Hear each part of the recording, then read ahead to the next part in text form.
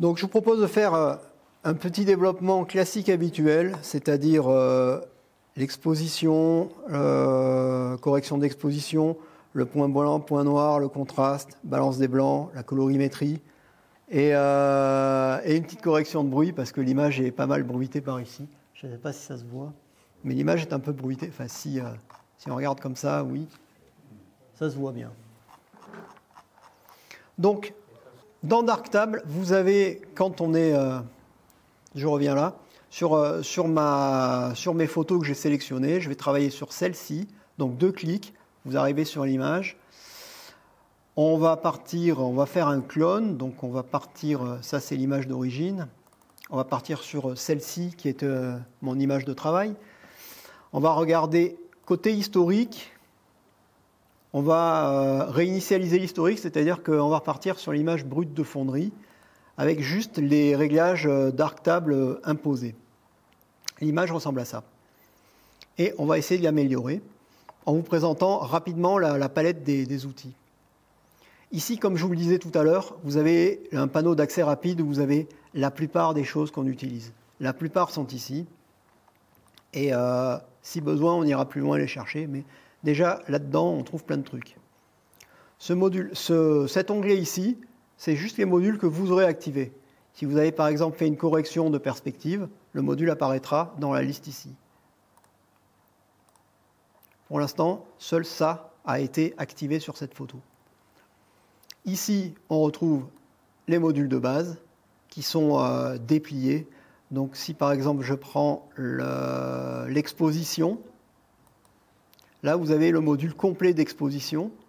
Ici, dans l'accès rapide, vous avez juste une barrette, plus clair, moins clair. Si vous voulez aller plus loin dans l'exposition, vous avez soit un petit raccourci ici qui vous y emmène, soit vous allez le chercher ici. Vous avez le module d'exposition. Et là, vous voyez le niveau de contraste, la correction du niveau du noir, l'exposition. Vous avez des tas de trucs ici dont je ne soupçonne même pas à quoi ça peut servir. Bref. Donc les modules, les principaux se trouvent ici. Tout ce qui est gestion de la colorimétrie, ça va se trouver là. Donc par exemple, pour améliorer la couleur de cette image et pour lui donner une couleur normale, moi, je fais ça. Donc, soit vous dépliez le module et vous avez tous les réglages possibles imaginables. Vous pouvez jouer sur la saturation, saturation des ombres, saturation des tons moyens, saturation des hautes lumières. Ça corrige des choses. OK. Pour annuler, un petit clic ici. Soit vous avez des presets que vous pouvez vous créer. Vous pouvez vous faire un nouveau pré-réglage. Moi, j'utilise les presets qui sont livrés ici, qui me suffisent. En général, on arrive à quelque chose de bien. Module de couleur. Ici, vous avez des modules de retouche. Correction du bruit. Alors, je ne sais pas ce que c'est, photo astro, c'est pour la photo d'astronomie. Quelques trucs. Suppression de la brume. Quand vous avez des photos, vous voulez supprimer le voile. Ça marche assez bien. Ça vous supprime le voile brumeux. Bon, et des trucs comme liquéfier, je vois pas trop à quoi ça peut servir. Et vous avez ici d'autres outils comme du filigrane, du cadre décoratif, etc., etc. Vous pouvez rajouter du grain. Est-ce que ça se voit? Ouais. Force. Hop. Ouais, ça se voit pas mal. On peut rajouter du grain. OK. Donc après, c'est une histoire de curseur, comme dans tous les autres logiciels. Donc, on va se faire un petit développement vite fait de cette image-là. Donc on va commencer à jouer avec l'exposition, qui est quand même pas mal. Donc on peut jouer en tirant, comme sur Lightroom, hein, sur le spectre là-haut. Soit vous pouvez aller directement avec les curseurs, ce qui revient strictement à la même chose. Quand je joue ici et quand je joue ici, vous voyez que on joue dans la même cour en fait. D'accord? Un peu de contraste. Alors, quand je vous disais que des fois l'ergonomie est un peu compliquée, je vais vous montrer un exemple. Le module qui gère le contraste est un module qui s'appelle Filmic.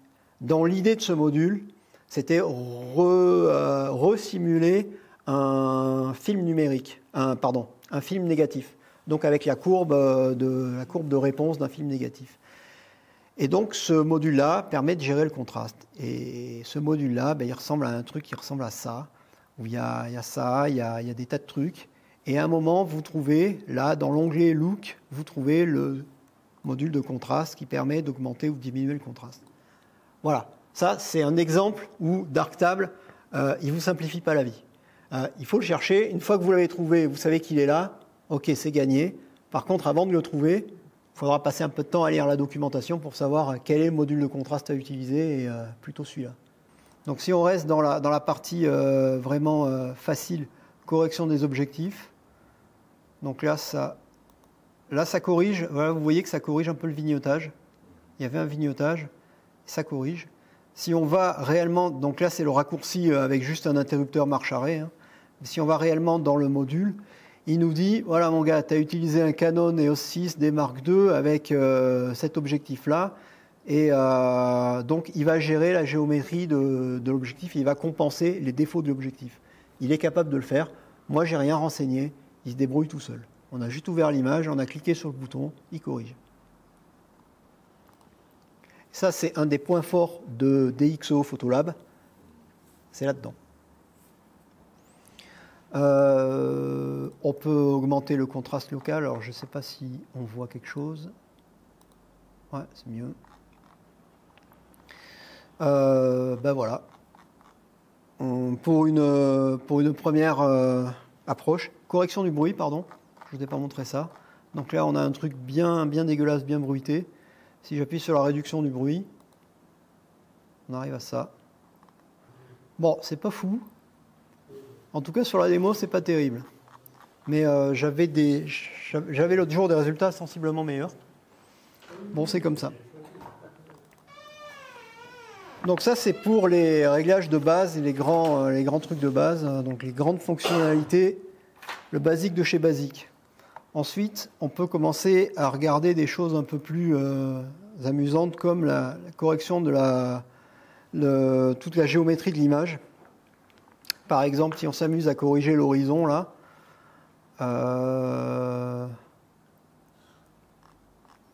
correction des objectifs, rotation et perspective. Donc, vous pouvez essayer de corriger comme ça. Ouais, vous pouvez essayer, j'essaie de vous donner le mal de mer, là, normalement j'y arrive.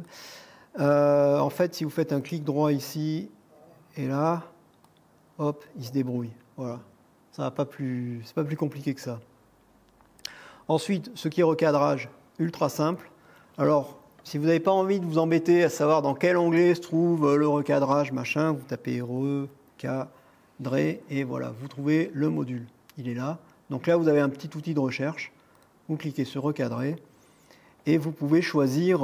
Alors, soit vous choisissez un format libre, choisissez ce que vous voulez, soit vous prenez une image carrée, soit le format original, soit 16/9, etc., etc. Si on se prend un format libre, eh ben on retrouve un outil qui est extrêmement simple. J'ai pas pris un format libre là. Libre. Voilà. Vous pouvez recadrer votre image exactement comme vous voulez, c'est pas un problème. Alors si on essaie de faire un truc un peu comme ça, voilà. Hop. Voilà. Pas plus compliqué. Vous avez fini de recadrer, vous appliquez sur le module, vous recliquez sur le module et vous avez votre image qui est recadrée. Évidemment, peu importe si vous redressez l'horizon d'abord ou si vous recadrez après, lui derrière, il appliquera les modules dans le même ordre systématiquement, peu importe les réglages que vous faites. Il reclasse les modules pour que la géométrie soit faite au départ. Je ne sais pas si je suis clair. Si vous faites une correction à un moment sur une image et que derrière vous la faites tourner légèrement, il appliquera tous les réglages pour que la correction que vous avez appliquée tourne avec l'image. Donc c'est ultra bien fait, quoi. La correction des objectifs, je vous ai déjà montré, donc on ne va pas aller plus loin avec ça. Je vais vous montrer sur une autre image un truc qui est intéressant. Cette image, on peut corriger aussi le parallélisme de l'image. vous voyez que là, ça a dû être pris au 20 mm. Information de l'image. 27 mm. un peu grand angle, mais vous avez le poteau qui est tordu, ici c'est tordu. Donc il est possible de redresser ça. Je crois que c'est là-dedans. Ouais. Donc, le module de rotation et perspective, vous choisissez une ligne droite ici, vous choisissez une autre ligne droite ici,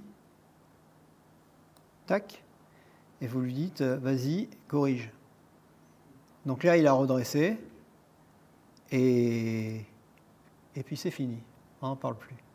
Ultra précis, ultra simple, ultra efficace, et la photo, elle ressemble plus à quelque chose sympa. Alors, est-ce qu'on peut faire du noir et blanc avec Darktable? Ben quand même. C'était celle-là, ouais. C'était cette image-là. Alors oui, on peut faire du noir et blanc avec Darktable. Alors, il y a différents, comme d'habitude, il y a différents moyens de tuer le chat. Vous pouvez désaturer l'image, vous pouvez faire tout un tas de trucs pour arriver à avoir du noir et blanc. Il y a un module qui s'appelle monochrome, je crois. Voilà, monochrome. Vous appuyez dessus, ça marche. C'est pas compliqué. Bon, maintenant, on a une image qui est bien grise et on peut commencer à rigoler avec. On peut commencer à s'amuser avec. Par exemple, on peut commencer à vouloir assombrir un petit peu le ciel parce qu'on trouve que c'est un peu trop sombre. On voudrait donner une ambiance, faire une ambiance un peu plus dramatique. On peut s'amuser à jouer avec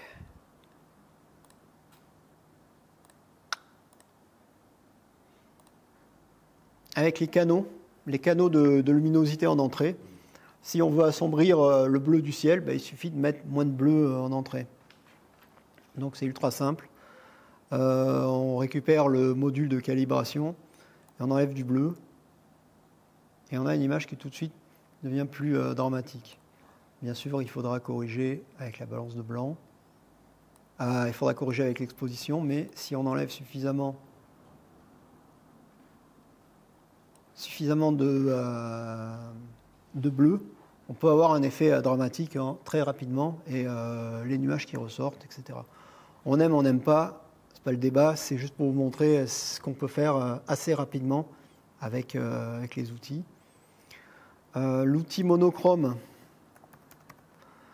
si je le regarde vraiment, il peut vous permettre d'appliquer aussi un filtre. Alors, moi je ne suis pas à l'aise avec ça parce que je ne vois pas les couleurs, donc je ne vois pas trop ce qui se passe, je ne sais pas qu'est-ce que je sélectionne, si c'est du rouge, du vert, etc. Je ne m'en sors pas avec ça, donc je le fais autrement.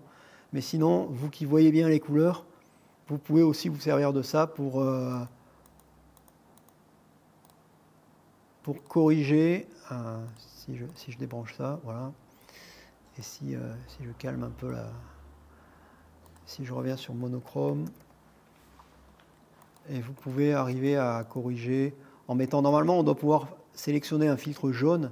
Si vous mettez un filtre jaune quand vous faites du noir et blanc, vous assombrissez le bleu du ciel. Bon, je ne sais pas comment ça marche là, j'avoue que ça me dépasse. Bref. Donc voilà comment on peut faire pour faire un petit peu de noir et blanc.